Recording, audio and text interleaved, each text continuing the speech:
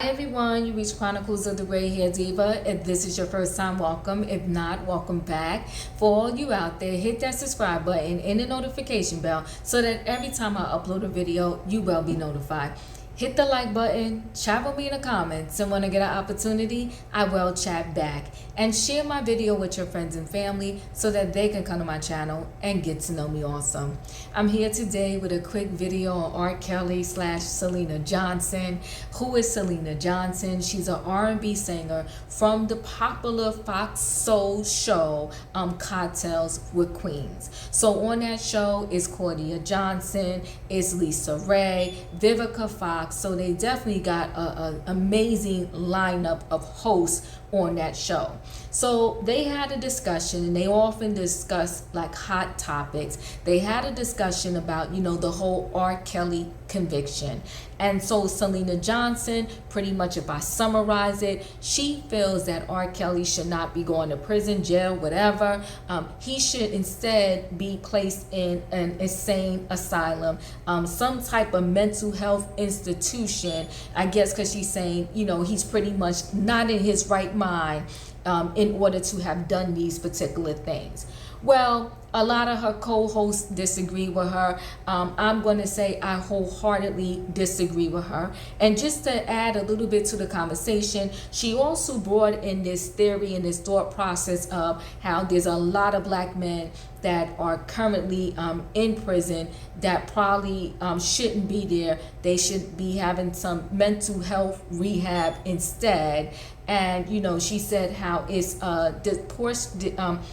what is the word I'm trying to use? There is a high number of black men that are in prison who I guess don't belong there. And I'm paraphrasing, guys. Well, here's the thing.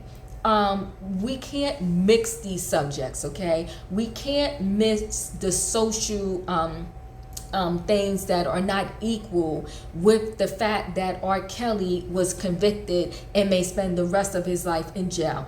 True statement. Are there a lot of people and black men that are in prison and maybe shouldn't be there? I'm sure the answer is yes, okay? Are there a lot of black men that probably got harsher sentence than some of their, other counterparts that are not black? I'm going to say probably 100% yes, right?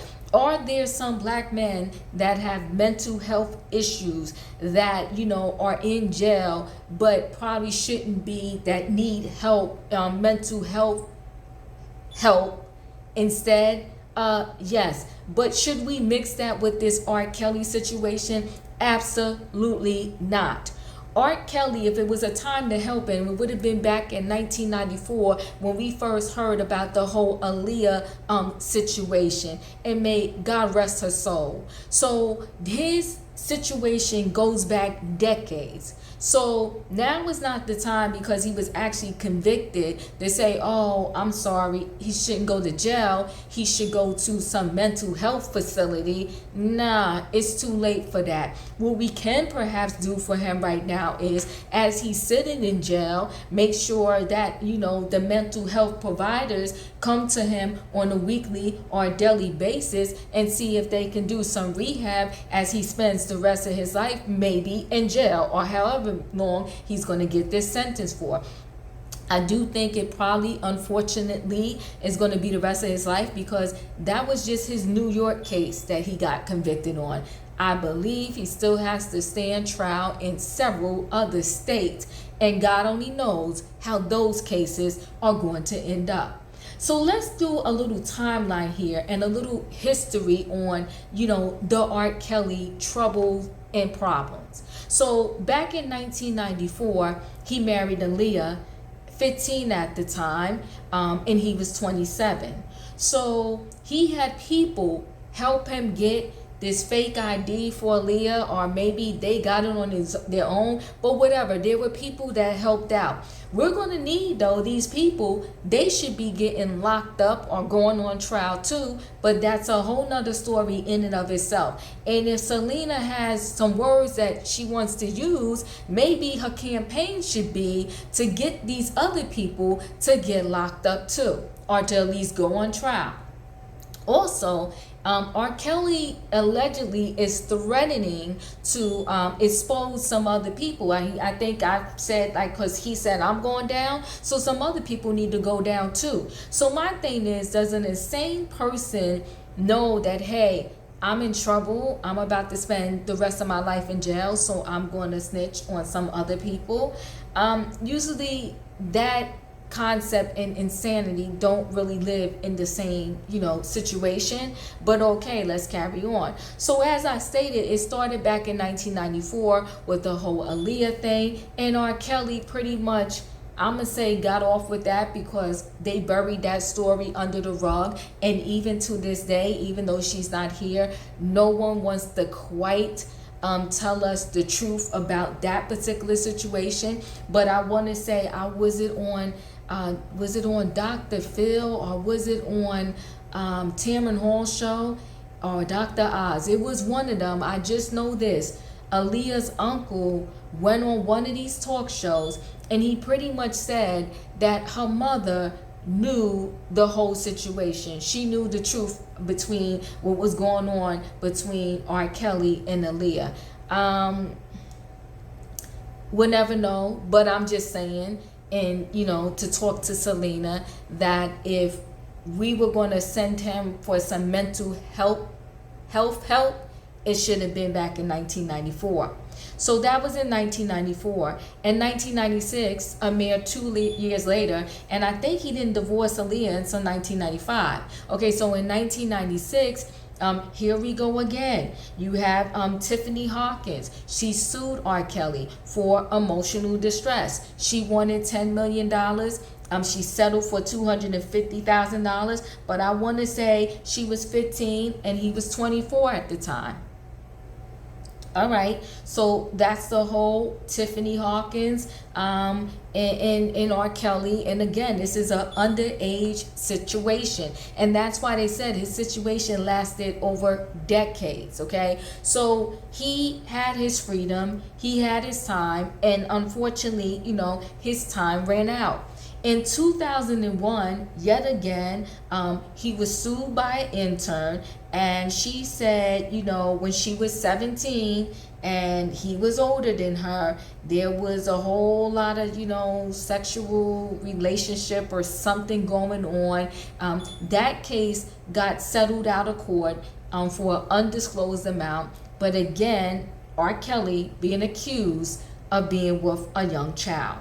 In 2002, he had 2 more court cases, okay? And one of them involved the whole video scandal, and I think we all heard about that. And after he got off from that, because the jury was like a hung jury, they couldn't conclude that the girl that was in the video was actually underage, so he got off. I want to say that's after that is when he made I Believe I Can Fly.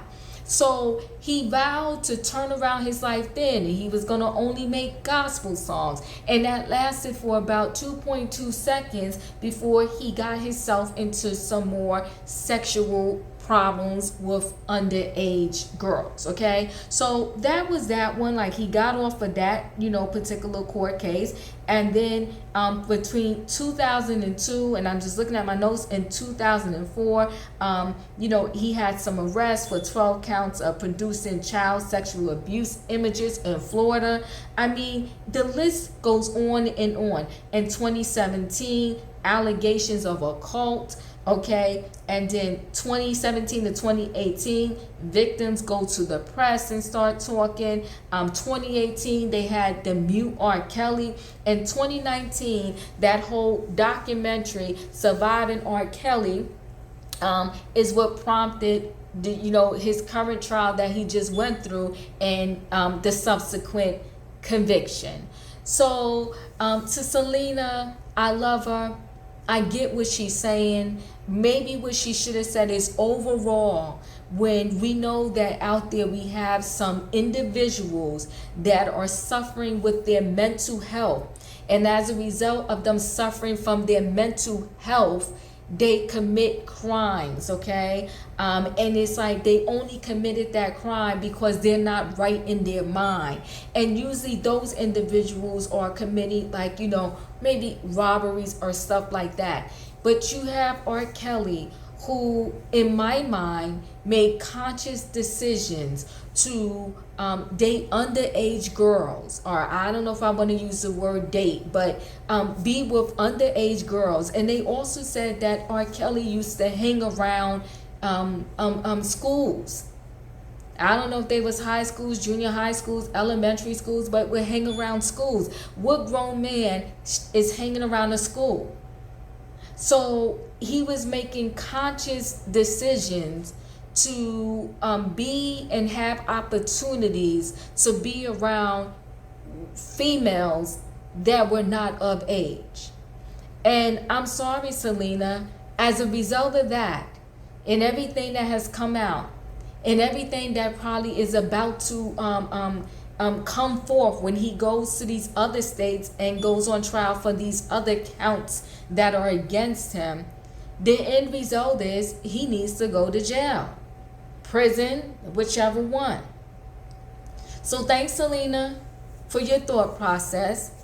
And I do agree that he needs help, but the help needs to come from behind the bars. Thanks everyone for watching. Let me know your thoughts on it. Did you see her commentary on Cartels with Queens? And how do you feel about it? Do you think that R. Kelly should be in a mental health institution versus going to jail? What about all his victims? Let me know your thoughts, guys, in the comments. Don't forget to hit that like button, and I hope to see you tonight for relationship. Well, we moved it to Thursday only this week because yesterday I was hanging out and about on the town. But listen, chat with me in the comments, hit the like button, and I'll see you in the next video.